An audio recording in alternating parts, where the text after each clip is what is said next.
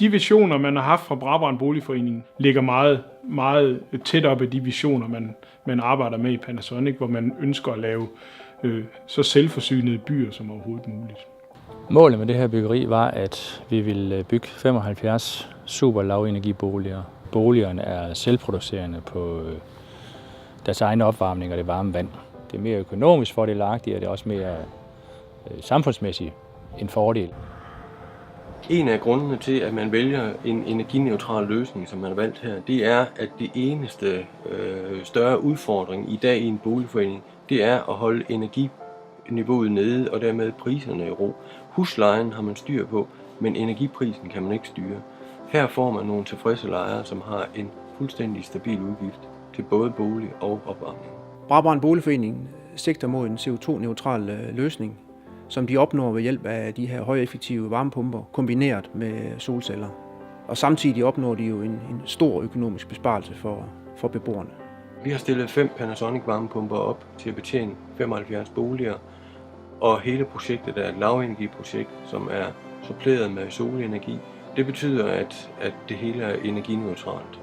Princippet i den her opbygning er, at man tager solens stråler og omsætter til strøm, som man så putter ind i en varmepumpe, som omsætter varmen i luften til varmt vand, som man så sender ud i op til 18 boliger for at varme dem op med.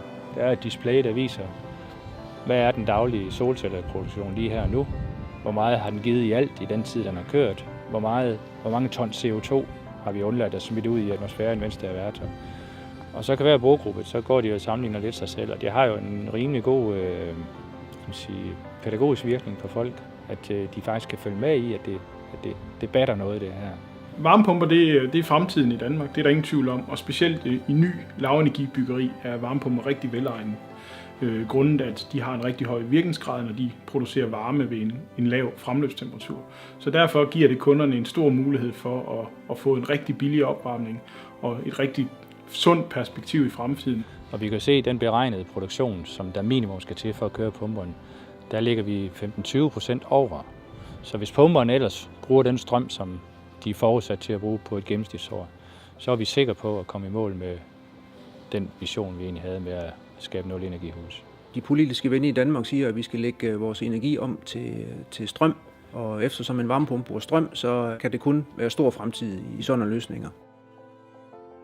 Panasonic, a better life, a better world.